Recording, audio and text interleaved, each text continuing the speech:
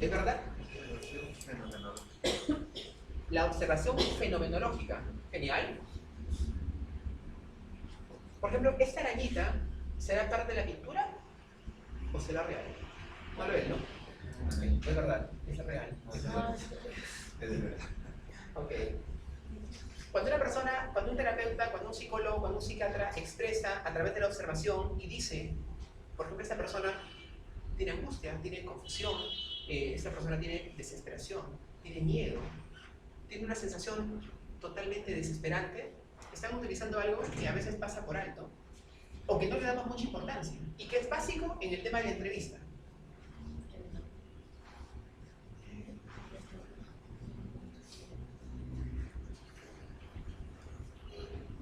¿Y qué cosa es eso? Es parte del proceso de evaluación y de trabajo clínico con el paciente. ¿Qué será esta famosa palabra? ¿Qué significa? Lo que critican bastante a los profesionales de salud, ¿no? Hoy en día. Por ejemplo, De salud.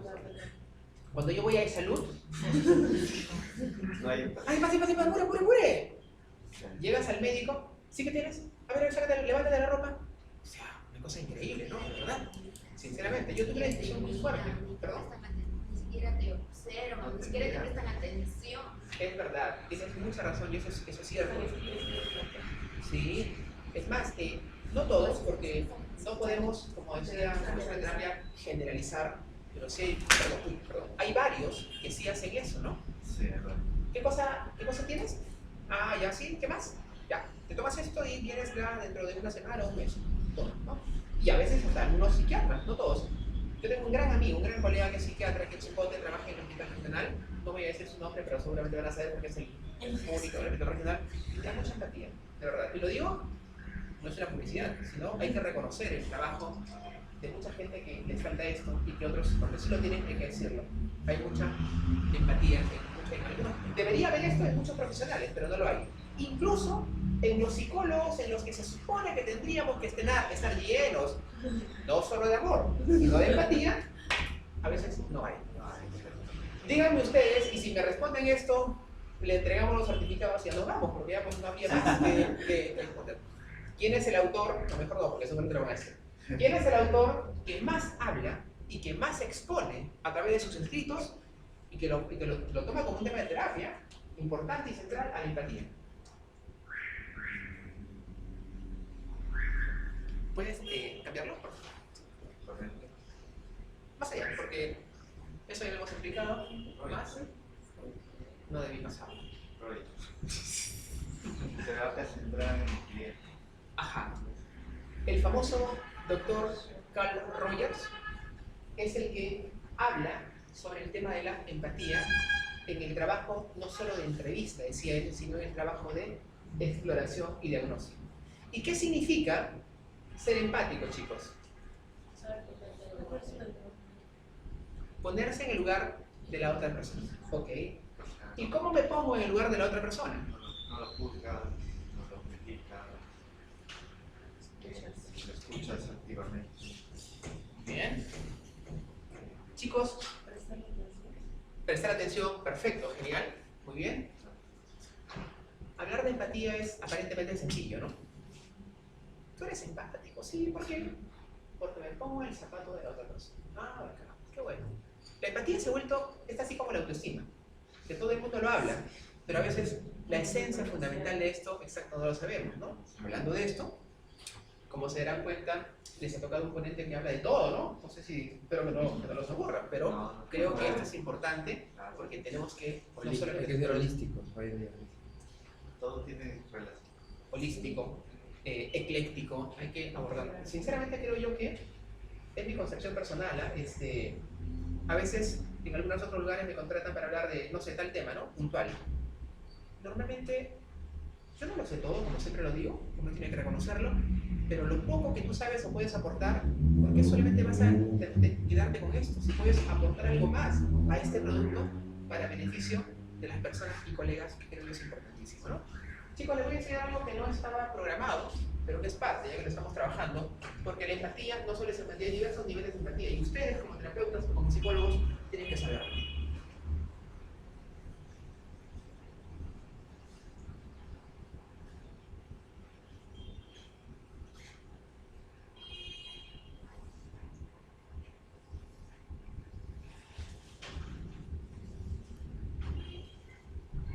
Con ustedes tenemos a las tres formas de empatía. ¿Cuál es la que nosotros tenemos que utilizar? La tercera.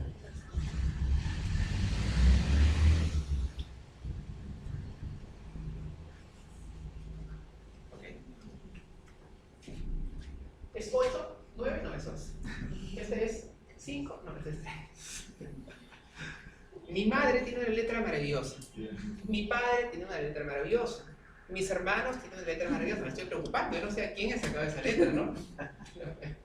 Bueno, ahí está.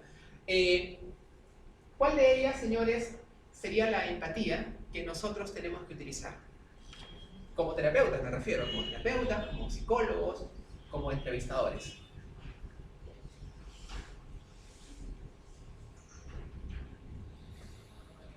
La 3. Por acá me dice la 3. Dos colegas me dicen la 3. Los otros colegas nos comentan. La 3. Ismael también se suma y nos dice la 3. Muy bien. Las colegas damas. Cualquiera. La 3. La 3. Cualquiera. ¿Quién dijo cualquiera? Ok. ¿Quién dice la 2? ¿Quién aporta un puntito a la número 2? La hombrecita. La 2. ¿Y quién aporta un punto? Medio punto a la 1. Acá hay esto para ayudarnos. Entonces, ¿cuál sería? Vuelvo a preguntar, según lo que estamos viendo. Nadie es, acá no estamos todos juntos para poder aprender. Es un feedback, estamos acá, ¿ok? Entonces, ¿cuál creen que podría ser la empatía correcta, adecuada? La que tendríamos que utilizar, la que se desearía utilizar. La 2, la 3 o la 1. Parece sencillo, pero realmente no es tan sencillo, ¿no? Hay que hasta, a ver, yo soy el A, yo soy el B, tú eres el B, yo soy el A, no sé. ¿Cuál podría ser?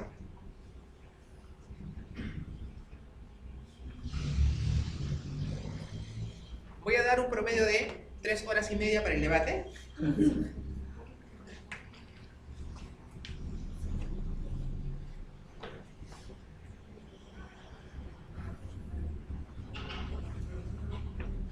Yo creo que en la 1, Ya. a los protagonistas, para que haya empatía, tienen que haber dos personas.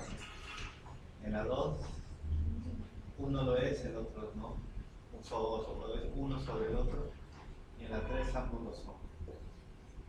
O hay una buena. Pero la red también podría estar Pero está Claro, porque en la PIDES, Claro, para esos el son paciente, ¿quién es? Las letras ya cada uno lo identifica, ¿no? El psicólogo puede ser B o puede ser A, eso es indistinto. Pero según su análisis personal, bajo ese esquema sencillo, ¿cuál sería la terapia que habla, perdón, la empatía de la cual habla Carl Rogers? Esto es en base a este señor. Lo máximo, Carl Rogers, lo máximo.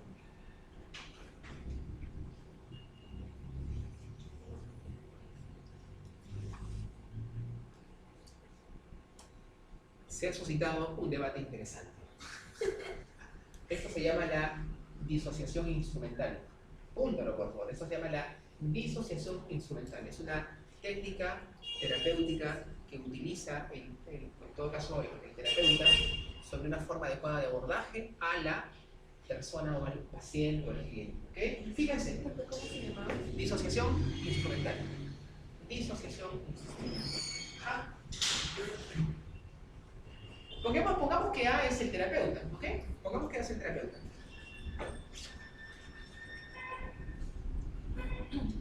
Muy bien. En el nivel de empatía A o en la forma de empatía A, si A es terapeuta, en todas, y B es el paciente o consultante, la persona viene a consulta. A consultar, vale la redundancia, por algún problema que tiene a esta persona que sabe y que es diestra, que es el terapeuta. Pero simbólicamente, acá existe una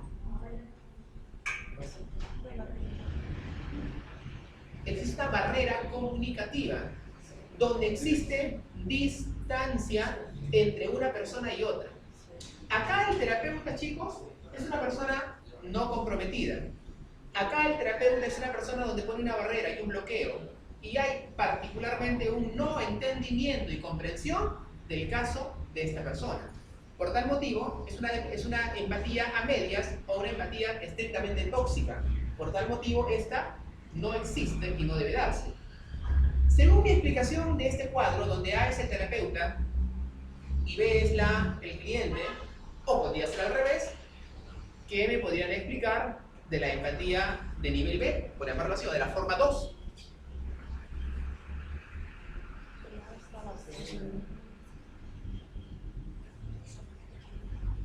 Él es el terapeuta y ese es el paciente.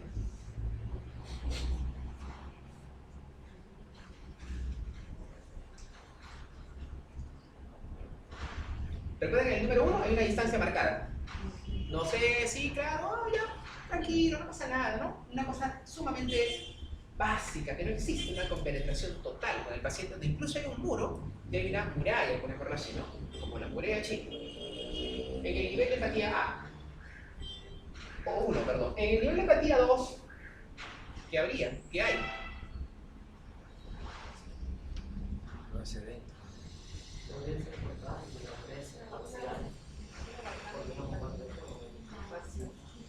Está englobando la familia con Yo creo que la 2, una parte más está favoreciendo la empatía de atención entre ellos. De protección también. Y el otro no. Sobre protección. El 2 no se llega a dar completo. Una parte. En el nivel de empatía 2 o en la forma de empatía 2, si A es la persona, si A es el terapeuta y B es el consultante, ¿qué cosa pasa acá más? Es algo así como, como una pequeña, una pequeña broma, es la siguiente, ¿no? El paciente va a terapia manifestando depresión y le dice al terapeuta cosas como, por ejemplo, doctor, estoy desesperado, quiero matarme, no sé qué hacer, mi novio o mi novia me ha dejado y de verdad yo estoy a punto de acabar con mi vida. El terapeuta se compra el problema del paciente y le dice cosas como, tranquilo, yo estoy contigo, espera un momento porque vamos a ir a matarnos los dos, porque me voy a matar contigo. Señores, este tipo de empatía es, al igual que la primera, nociva para el paciente, nociva para el consultante y nociva para el propio terapeuta porque haces tuyo el problema de la persona. Es como una invasión. También es como una invasión, pero es una invasión y en todo caso es totalmente perjudicial, chicos, jóvenes, para el propio terapeuta. Pensamos y creemos nosotros que somos sumamente empáticos cuando yo me comprometo totalmente y hago mío la carga emocional de la persona con la que lleve a consulta. Así es. Si nosotros hacemos eso, no tenemos vida, no podemos vivir. Si salimos de consulta con la misma idea del paciente y Dios mío, qué cosa, no puede ser que, y comienzo a tener este tipo de condiciones y problemas abrumadores, no voy a tener, como lo repito, vida. Particularmente yo, chicos, cuando salgo de consulta, simbólicamente hablando, el saco de problemas de las personas se queda colgada en la consulta. Y cuando salen jóvenes de la consulta, hacen su vida con total normalidad. Este tipo de empatía en la que el paciente hace del problema del paciente mi propio problema es un nivel de empatía, una forma de empatía totalmente negativa e irracional para la propia dosis de la comunicación de entrevista o clínica. Entonces, si sabemos esto del 1 y el 2, ¿qué podríamos hablar o cómo inferimos con este cuadro que parece un conjunto de intersección, ¿no? ¿Qué podría ser? ¿Qué tipo de empatía será esta? Aquí, ¿dónde está la empatía? Por llamarlo así. El paciente viene con el problema, el terapeuta activa sus mecanismos de recepción, de atención, de comunicación, de comprensión, entiende al paciente, pero no, ni es distante, ni se compra el pleito, ni se compra el problema de la persona o el problema del paciente. Amigos míos, la empatía sana, la empatía natural, es cierto, ponerte en el lugar de la otra persona, tratar de sentir lo que la persona siente, pero no necesariamente hacer tuyo el problema, porque vas a afectarte y lo que es mucho más difícil y complejo y negativo es que no vas a tener un sentido adecuado de ayuda frente a la persona que sufre, ¿ok? Definitivamente. Carl Rogers, señores, fue un terapeuta genial y maravilloso que hablaba él de esa sensación de autenticidad, que hablaba del hecho de que tenemos que comprometernos con el paciente. De él fue la frase que decía que la empatía, en términos sencillos, es ponerte en los zapatos de la otra persona, ¿ok? No olvidemos este tipo de empatía. Estamos apuntando, estamos haciendo cosas y eso es algo que tú tienes que llevártelo, por favor. ¿Vamos a avanzar? Bueno, esto solamente lo voy a leer porque tenemos que seguir trabajando de cosas mucho más prácticas. ¿Qué cosa es entonces, con todo lo que hemos dicho, amigos míos, sobre lo que cosa es la entrevista clínica? Hay una cosa importante, ¿no? Sullivan y Pope más o menos tienen coincidencias en la definición de la entrevista y nos dicen que es una conversación y relación interpersonal entre dos personas con objetivos determinados en la que uno solicita ayuda y el otro la ofrece, en la que uno es experto y el otro es el consultante. ¿Estamos de acuerdo con esto? ¿Qué piensan ustedes? ¿Esta será una relación de entrevista? Claro. Exacto. En una entrevista clínica, ojo, no cualquier tipo de entrevista, en una entrevista clínica siempre hay uno que necesita saber más, sanamente hablando, no porque es más que la persona, sino porque domina conceptos, domina teorías y domina apartados psicopatológicos para tratar de entender y ayudar a esta persona. Esa es la característica fundamental de la persona, de la entrevista clínica. Por favor. Otra, porque esa ya la hemos hecho. Solamente para mencionarlos, porque esto lo hemos hecho en la universidad y es algo que nosotros tenemos que saberlo, recordarlo simplemente. Tenemos diversos tipos de entrevistas. Tenemos la entrevista estructurada y la entrevista semiestructurada, que anteriormente estaban, pero no está bien, no lo he leído. La entrevista semiestructurada es cuando el terapeuta maneja un guión, ¿ok? Un guión en el que se va a ceñir para poder más o menos preguntar qué cosa es lo que quiere preguntar al paciente. ¿Pero por qué semiestructurada? Porque no es exactamente lo que dice en el guión, sino que tiene la libertad para hacer otro tipo de preguntas, ¿ok? La entrevista libre es donde se utiliza principalmente, en el tema de la terapia psicoanalítica. La libertad que le da el terapeuta al paciente para poder expresar todo aquello que siente, todo aquello que siente, es importante y genera una riqueza muy fundamental para el psicoanalista porque a través de lo que el paciente verbaliza, ¿cuál es la función del psicoanalista? Va a analizar las palabras que el paciente manifiesta y dice, ¿no? Hay una técnica muy importante en el psicoanálisis que es la asociación libre. ¿Qué será la asociación libre? ¿En qué consistirá la asociación libre, chicos? Asociar lo que dice el paciente para darle un análisis. ¿Sí? Idea suelta, ¿no? Que van- Va a decir una palabra y la persona se responde automáticamente lo primero que se viene. Exacto. El psicoanalista se sienta y le dice al paciente, hable. Y el paciente o el consultante le va a decir, sí, pero ¿qué hablo? Lo que quieras. Todo lo que tú dices o digas tiene sentido para mí. Tu tarea solamente es hablar.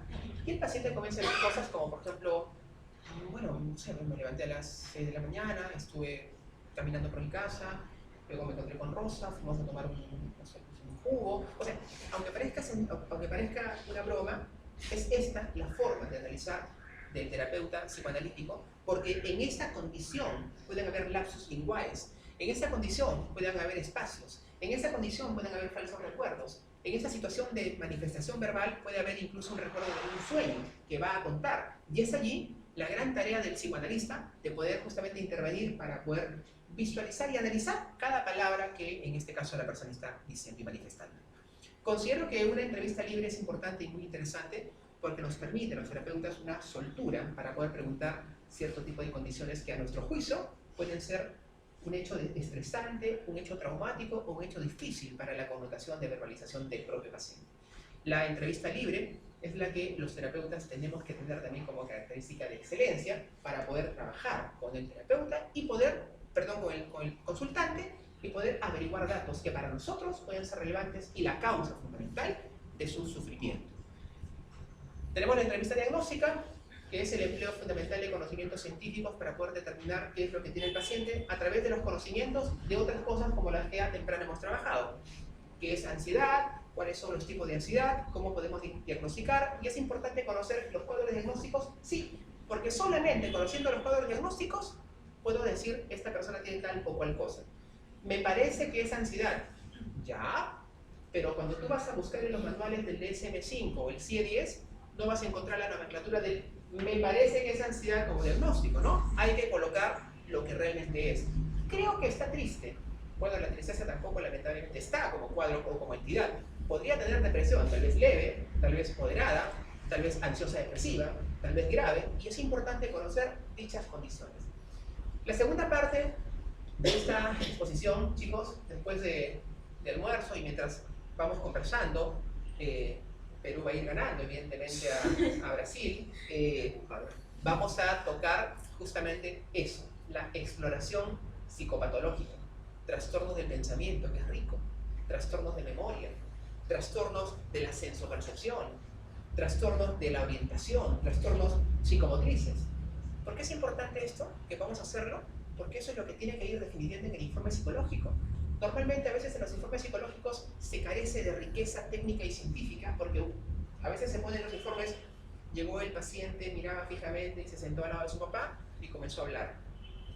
¿Ya? Movía mucho la mano y se agarraba la cabeza. Escuchaba con atención y luego verbalizaba las cosas que le preocupaban. Se acabó la parte de la observación y el nivel de conducta. Pero ¿por qué no empleamos cosas como, por ejemplo, manifestaba sensaciones de sensopercepción de irrealidad? Es una persona que a nuestro juicio existían sensaciones de juicio ilógico, de lenguaje desorganizado, de lenguaje omnibilista. O sea, se tiene que utilizar este tipo de riqueza técnica para poner como una forma importante. Pero algunos informes no solamente se requieren escritas, sino algunos informes son dirigidos, por ejemplo, para los padres o los centros educativos. Si empleamos estas palabras técnicas que utiliza el psicólogo y por ende lo entiende, pero si ese psicólogo va a otra persona que no es psicólogo, ¿cómo podría entender esas palabras? Para él, ¿qué va a significar lo que usted acaba de decir? Okay. No lo va a entender. Entonces debería ser de acuerdo a... No creo que a todos los informes deberían ir palabras netamente de manera de psicólogo. Ok. Hay una cosa importante.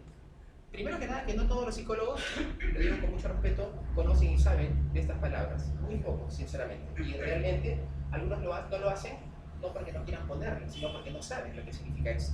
Y eso es una carencia que tenemos que superar. Y segundo, lo que la señorita dice tiene mucha razón.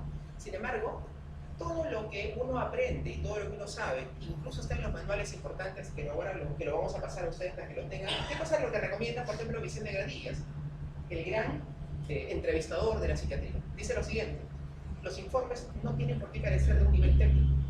Puedes ponerlo, pero si va dirigido a una persona que no tiene la formación clínica tuya, ¿qué tienes que hacer? Poner, por ejemplo, tiene juicio ilógico y entre paréntesis lo que significa dicha característica y connotación. Es la carga fundamental del proceso de trabajo en un informe netamente psicológico. Es cierto que cuando una persona sabe, por ejemplo, ¿no?, que el informe va a ir a veces a donde siempre va es a los colegios, a los centros educativos, y lo va a recibir, por ejemplo, el profesor, el docente, es verdad. Algunos colegios tienen psicólogos, eso es cierto, y el psicólogo lo puede interpretar tranquilamente. Pero cuando no es así, es verdad que o hay que bajar el nivel y el ritmo técnico de la información, o en todo caso aplicar lo que recomienda Gradillas. Manifestar la condición técnica importante, pero darle el significado textual de aquello que nosotros estamos diciendo. Así que la declaración de la colega es totalmente válida y es realmente cierta. Eso es una realidad muy importante. Y es así, está genial. Muy bien. Tenemos la entrevista consultiva, que es una consulta que no necesariamente se hace en un nivel clínico, sino principalmente a veces en un nivel organizacional. A una persona que es psicóloga organizacional, bueno, esto es lo que se hace siempre en el tema de las entrevistas educativas, en la famosa entrevista de orientación vocacional. ¿Qué es esto, chicos? ¿Qué es la entrevista de orientación vocacional? Es donde se entrevista, se hace una orientación básicamente a nivel vocacional. ¿Sobre más o menos qué cosa? Intereses, Es cierto. preferencias. Muy bien, importante, genial. Y lo que es la entrevista terapéutica, que es el proceso propiamente dicho de la terapia. ¿Ok? Por favor. Déjalo ahí, sí, déjalo ahí un segundito. Permítanme, chicos, ver la hora porque tenemos que manejarnos en base a tiempos y tenemos que ir todos luego a almorzar también. Bien, chicos, básicamente, ¿cuál sería el objetivo de la entrevista clínica, de la entrevista diagnóstica? ¿Cuál sería el principal objetivo? Del por qué la entrevista, el por qué la interacción que tienes con el paciente. ¿Por qué tendría que ser? No, miren, por favor. Sí. ¿Qué nosotros o qué pretendemos conseguir a la hora de entrevistar a un paciente? Información que sea relevante. Muy bien. No hay problema que haya comunicación. Genial, información que sea relevante, perfecto. ¿Qué más podría ser? Un diagnóstico claro, Perfecto. es preciso para partir de ahí. Cuando se hace un Bien. diagnóstico presentivo. Un diagnóstico presuntivo es inicialmente, sí, es cierto. Sí. Y en la forma del proceso de las sesiones de entrevista, ya sacamos el diagnóstico principal, ¿no? Así es, muy bien. ¿Usted me dijo, señorita? Conocer su problema. Muy bien, conocer la problemática. Así es. Por eso no una hipótesis, claro. Ajá, definitivamente, ¿no? Que tendría que ver justamente con la relación de ese diagnóstico inicialmente presuntivo, ¿no? La hipótesis de por qué la persona tendría tal o cual sintomatología, ¿no? Es verdad, eso es cierto. Chicos, solamente algunos puntos para poder tenerlo claro. Conocer en profundidad las características psicológicas de la persona, atendiendo el lenguaje verbal y no verbal. Normalmente a veces nos centramos en lo que la persona nos dice. Normalmente a veces nos centramos en las verbalizaciones literales de la persona que viene a consulta. Pero descuidamos a veces un criterio fundamentalmente importante que es para nosotros el amén de la entrevista clínica, que es el lenguaje no verbal. Los gramatistas, los lingüistas, dicen que el lenguaje el ser humano tiene una clave fundamental. Y es así, un principio, que es esto. El ser humano no puede no comunicar. Es decir, siempre está comunicando. Una persona que está sentada en silencio, sin decir nada, ¿estará comunicando o no está comunicando por no hablar? Sí. Siempre está comunicando, definitivamente, ¿no? El tema del lenguaje no verbal. Se supone que el psicólogo, a diferencia de otros profesionales, es el que tendría que dominar con mayor acervo y con mayor acierto el arte de la observación no verbal. Y es justamente esa una de las grandes tareas de la entrevista clínica. Deducir no solo lo que el paciente te dice, sino deducir lo que el paciente principalmente no te dice. ¿Cómo estás? ¿Cómo te sientes? Bien. Okay. Por ejemplo, ¿no? Son características fundamentales. ¿Estás tranquilo? ¿Estás nervioso? ¿Estás ansioso? No, estoy tranquilo. Estoy tranquilo, doctor. O sea, este tipo de incongruencias es justamente la característica en el que el psicólogo y el terapeuta tiene que observar, incluso para deducir algún tipo de conceptos o efectos propios de una naturaleza patológica. Por favor, mi querido amigo. ¿Hay otra? Ok, esta sí, esta es importante. Carl Rogers, que es el que rescatamos las características esenciales de un entrevistador, nos muestra 3. Si ustedes buscan en internet o buscan algunos libros importantes de psicología, incluso de entrevista clínica, hay como 250 características del entrevistador que se supone tendría que tener a la hora de entrevistar a un paciente o a un consultante. Carl Rogers dice, no son tan importantes, son importantes, pero hay 3 fundamentalmente interesantes que tiene que tener todo buen entrevistador. Y él mantiene y dice que es la calidez no posesiva, lo que hablamos hace un momento, del mostrar empatía y la autenticidad. ¿Qué será la calidez no posesiva? ¿Cómo podemos entender esta palabra, este término, estas 2 palabras? Calidez no posesiva, estas 3 palabras.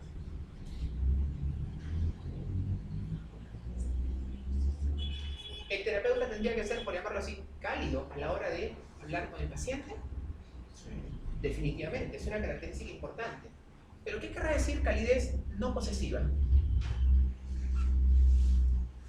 Poner límites también, ¿no? Que ver límites, tampoco basta dejarte llevar por las emociones, Ok, ¿no? exacto. ¿Verdad? Hablar un poco de ese tema y si no, ser honesto también. No puedo de repente un tema que me toca mucho personalmente, entonces mejor lo derivo, o no me siento como para estar ecuánime y estar preparado para tocarlo, porque me ha tocado un poco lo que me dice lo relaciono con algo mío. Entiendo. Es verdad. Por ejemplo, un terapeuta o una terapeuta se puede enamorar de su paciente. ¿O de poder? De poder se puede, ¿no? De poder podría. De ver, no. ¿Qué pasaría si es que en una relación de terapia, por llamarlo así, el terapeuta va sintiendo que existe de por medio una sensación de emoción o sentimiento, por llamarlo así, para con su consultante? ¿Qué debería hacer sanamente este terapeuta? ¿Cierto?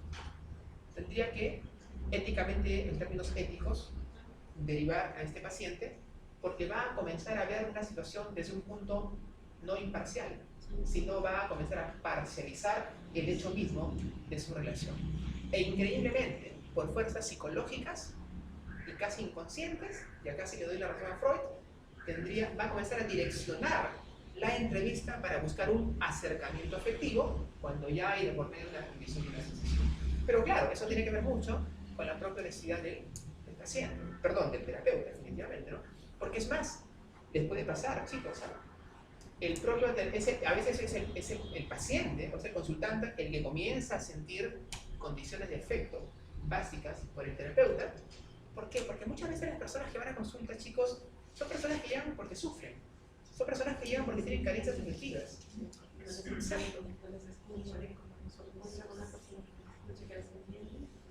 Así es.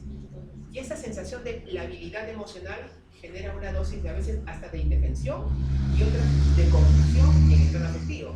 Porque te vas a encontrar con un terapeuta o con una terapeuta cálida, que te escucha, que sanamente te sonríe, que te motiva, que te alienta, cosas que tú no encuentras tal vez y que son las cosas por las cuales a veces vas a consulta.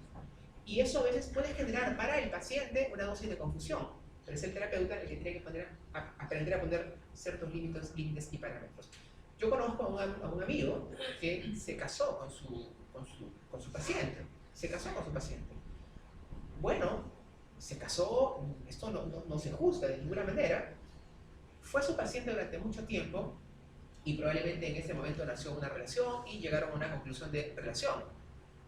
Esto no es juzgable para nada, pero puede pasar ese tipo de cosas. Ahora, el punto está en, como te repito, qué tanto esto inmiscuye o no el trabajo terapéutico, es ahí donde una persona tiene que tener en cuenta ese detalle, ¿no? Mostrar empatía, que es lo que hemos hablado, y es lo que hemos explicado en el gráfico, y es lo que tendría que ser, y la autenticidad. Levante la mano de los aquí presentes. De los aquí presentes, ¿quién es auténtico? Por favor. Solo las personas auténticas, levanten la mano.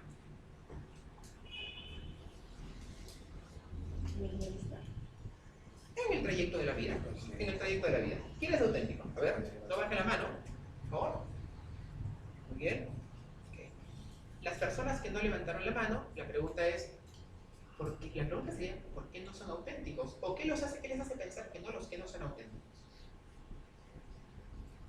Tenemos máscaras de comportamiento en uno y otro lado. Una cosa es tener conductas, evidentemente yo no voy a ir a un lugar pues, no, en fin, todo desfachado, cosas por el estilo, pero la autenticidad, el núcleo particular de cómo soy, jamás tendría que desaparecer definitivamente. La pregunta es, más allá de quién es o quién no es auténtico, ¿qué significa ser auténtico? ¿Cuál sería el valor de la autenticidad? Es, en pocas palabras, y dejándonos de orientaciones teóricas, es ser quién. Ser quién soy. Ser uno mismo, sin parámetros, sin máscaras. La palabra personalidad hace referencias a una máscara, ¿no? Como, bueno, teóricamente, o perdón, filosóficamente o históricamente hablando, máscara que se llama persona o personalidad, persona, ¿no? Pero ya se tradujo a personalidad, era la máscara de los actores griegos que se ponían para no ser reconocidos y actuar de una forma diferente a como ellos eran. Y por eso se traduce luego el término de personalidad, que ahora vamos a ver un poquito de eso. Ser auténtico simplemente, chicos, y dejándonos de tantos parámetros teóricos, es ser quien soy. Chicos, yo practico y trabajo mucho lo que es la terapia cognitiva conductual, particularmente. La aplico, la hago y la desarrollo. Como les decía temprano, hay otros colegas que hacen la terapia psicoanalista, hay gestálticos, hay humanistas, hay transaccionales, incluso en el ámbito clínico. Yo no sé qué ustedes piensan, pero les doy una opinión muy personal, ¿no? Más allá de todo. Fuera de toda técnica que se utiliza para el abordaje de personas o pacientes, lo realmente importante en una condición de trabajo terapéutico es la relación terapéutica. Es cómo tú estableces ese rapport y ese clima de confianza con la persona, con el paciente. La persona cambia no por imposición. La persona cambia no porque le digas, tienes que hacer esto, si no hace la respiración, ojo, le va a pasar algo. No, no, no, tiene que hacerlo. No, no, no. La persona cambia porque tú vas a convencer al paciente porque es importante que aplique tal o cual estrategia. Pero ese convencimiento, sin imposiciones, viene por la autenticidad, por el grado de empatía y por la calidad no posesiva. Si tú fabricas sanamente, utilizo la palabra, esas condiciones en el ámbito de la relación terapéutica, el 50% de la terapia está ya abordada y está ganada. Es por eso que a veces cuando las personas, o se escucha a muchas personas u otras profesiones desmerecer un poco lo que llamamos las habilidades sociales, realmente eso carece de sentido, porque las habilidades sociales es aquello que prima en el abordaje de una condición de terapia, y no solamente en la terapia, principalmente, pero también en otros ámbitos o apartados de la vida. Esas habilidades sociales, o lo que llamamos también en un globo general la famosa inteligencia emocional. ¿Okay? Chicos, pregunta de examen, porque va a haber un examen al final. ¿Quién es el padre creador de la teoría de la inteligencia emocional? Daniel Goleman. ¿En qué año fundó esa teoría o en qué año apareció ese libro? 54. Ahí sí, Daniel Goleman revolucionó el concepto de inteligencia. Él decía, perdóname, no nos has equivocado. No solamente es una inteligencia cognitiva, principalmente es una inteligencia emocional. Porque si tú eres inteligente cognitivamente, sabes mucho, muchísimas cosas. Y te dicen, ¿su nombre cuál es? Lucía, como ejemplo, como Lucía. Es súper inteligente en el aspecto de la teoría psicológica. Le dicen, Lucía, vas a tener una gran oportunidad para ti de salir a una conferencia en Estados Unidos con traductor, si de repente no sabes saber inglés, y vas a hablar frente a los principales doctores de psicología a nivel mundial. Va a estar Goleman, va a estar Howard Gardner, va a estar Daniel Kahneman. Dios, ¿ahora qué hago? Y sale de repente Lucía y no puede emitir una palabra. ¿Qué significa? Que nos falta. Tiene muchísima capacidad cognitiva e intelectual, pero nos falta algo. Inteligencia emocional. Que en resumen, ¿qué significa ser inteligente emocionalmente? Es la capacidad de gestionar mis emociones. ¿Ok? Esa es la característica principal. Por favor, te pido que avances un poquito, por favor, porque necesito que hagamos un trabajo. El anterior, por favor, que yo solamente quiero decir esto. Señores, ¿cómo llegamos a la conclusión, al motivo y al análisis del problema? Y esto es lo que ustedes tienen que aplicar en la sesión de consulta, es lo siguiente. ¿Qué cosa es el motivo de consulta? Lo que el paciente exacto refiere. Y eso se escribe de una forma muy literal. ¿Qué significa la percepción del sujeto? Acá ya viene la habilidad del terapeuta o del psicólogo. No solamente tenemos que fiarnos de lo que el paciente dice, sino tenemos que analizar lo que el paciente dice, ese nivel de la percepción que yo tengo de la persona. ¿Qué cosa es el análisis de la demanda? ¿Qué significaría analizar la demanda? Problema encubierto. ¿Perdón? Problema encubierto. El problema encubierto. ¿Qué hay más allá de lo que el paciente dice? Muy bien, Ismael. ¿Cuáles son, o qué cosas son, perdón, los antecedentes? Antecedentes significativos podría ser. ¿Qué es lo que ha podido ocurrir en la vida del paciente para que tenga tal o cual problema? Básico y fundamental en la escalera para llegar a una conclusión afirmativa de diagnóstico de un paciente. Consecuencia del problema. Lo que el paciente tiene hoy por hoy, ¿en qué ámbitos de su vida está afectando? A veces esto lo dejamos pasar por alto y cuando tenemos que hacer un proceso terapéutico sin ver dónde afecta el problema del paciente, no llegamos a buenos términos, ¿ok? ¿Qué significa, chicos, determinar la severidad del problema? Grado. Muy bien. ¿Qué tanto afecta y en qué nivel está el problema? ¿Tiene depresión? ¿En qué nivel está? Porque hablar de depresión es como decir, cuando temprano hablábamos, está enfermo, tiene ansiedad. No, pero ¿qué tipo de ansiedad? ¿Qué tipo de depresión? ¿Es leve? ¿Es grave? ¿Es mixta? ¿Es una depresión que tiene que ver con el tema psicótico? ¿Ok? ¿Ok? Tentativa de solución. Vamos nosotros a, no, más que proponer, vamos a investigar qué ha hecho el paciente para tratar de haber solucionado el problema. Algunos llegan, no sé si les ha pasado, te dicen, doctor, de verdad yo vengo, pero no sé por qué, porque yo ya he pasado por 50 psicólogos. Y de verdad que no me siento bien porque siento que no me han ayudado, ¿no?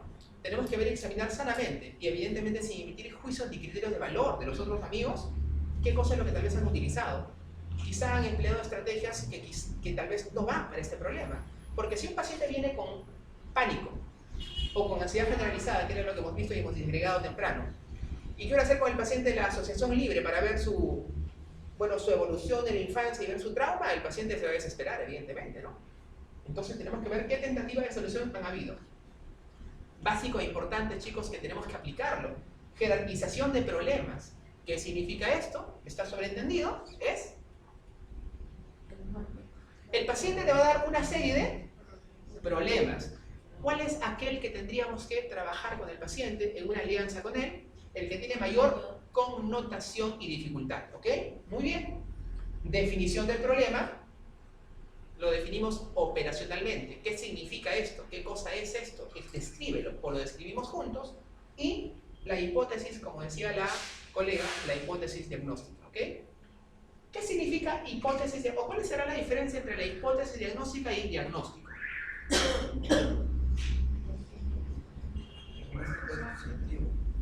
¿Perdón? ¿La hipótesis diagnóstica será el definitivo o no? No. Ajá, exacto. Son supuestos de lo que podría ser que tenga. Chicos, hay algunos trastornos mentales que se parecen. ¿Podemos confundir uno con otro? Si hemos visto nada más temprano el trastorno de ansiedad que tiene todos sus subtipos, ¿eso no podemos confundir uno con otro? Por supuesto que podemos hacerlo, y es por eso que dominar o ser diestros hábilmente en el ámbito del diagnóstico, utilizando criterios, y es por eso que tenemos que conocerlos. Por favor, más allá, porque esto lo vamos a... esto, acá nos vamos a quedar, acá. Chicos, necesito que me pongan en parejas, por favor, en parejas, vamos, de dos. Vamos a trabajar 10 minutos solamente con esto, por favor. Júntense mirando, face to face. No Facebook, ¿eh? Face to face. No, por favor. Porque si no, ahora me abren el Facebook. Por favor. Allá con la señorita. Si sobran o si hay un grupo de 3, no hay problema. Tiene por acá.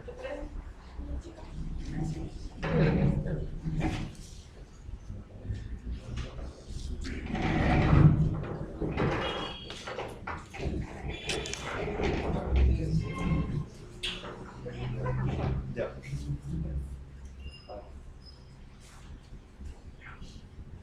Muy bien, perfecto, chicos. En este pequeño trabajo, jóvenes y señoritas, prohibido utilizar celulares, prohibido googlear y nada por el estilo. ¿Estamos? Vamos a hacer lo siguiente. Para poder entender la concepción humana, para poder comprender, para poder diagnosticar, para poder trabajar en el base al trabajo clínico, diagnóstico, terapéutico, es importante que conozcamos algunos conceptos fundamentales. Si no conocemos eso, o no somos psicólogos o no tenemos que trabajar en el ámbito de la consulta. Rápidamente, ¿qué es conducta?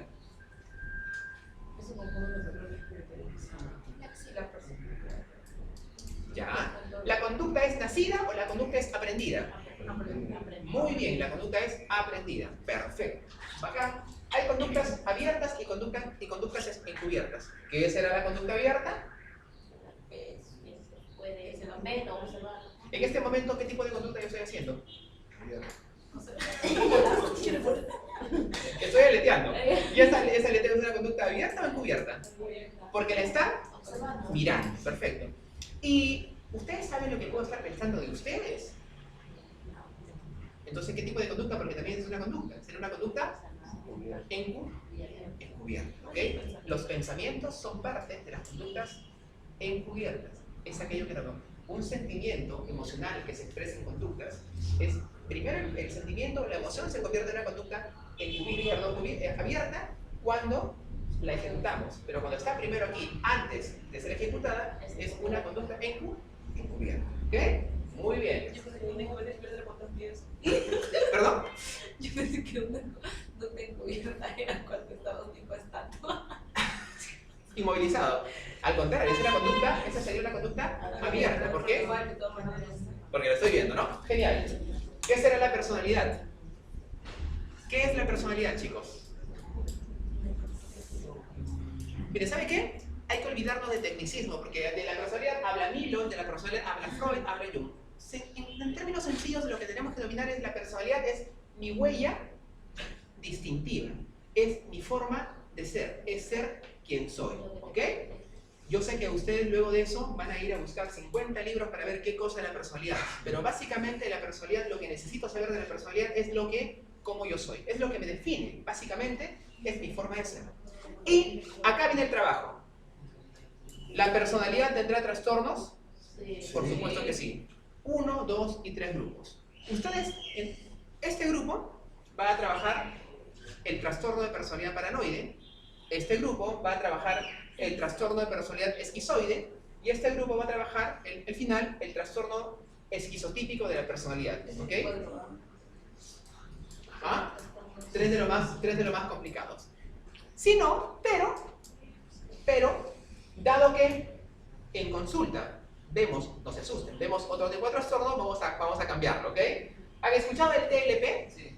El trastorno límite de personalidad, ¿ok? Perfecto. El trastorno histriónico de personalidad, ¿ya? Y lo que está muy de moda hoy con el tema de los feminicidios, el trastorno antisocial, ¿ok? Perfecto, listo. Ustedes dijeron, no, por favor, ¿qué es esto? Vamos con esos tres. Atención, acá es el TLP, trastorno límite de personalidad, acá ustedes es el trastorno histriónico de personalidad, y allá, chicas, ustedes es el trastorno antisocial. No necesito que lo sepamos a la perfección, porque probablemente hay que conocer muchas cosas más. Solamente quiero dos cosas del grupo. Uno, que defina bajo su propio criterio, por favor, así que Google no, bajo su propio criterio, qué es tal trastorno, qué es el histriónico, qué significa ser antisocial y qué cosa es el trastorno del límite de personalidad. Y número dos, cuáles creen que a su criterio serían las características o los síntomas. ¿Ok? Luego explicamos todo. DLP, trastorno histriónico de la personalidad y el trastorno antisocial. ¿Ok? ¿Qué es el trastorno? Sí, ¿qué es el trastorno y cuáles son a su criterio los síntomas de este trastorno de personalidad?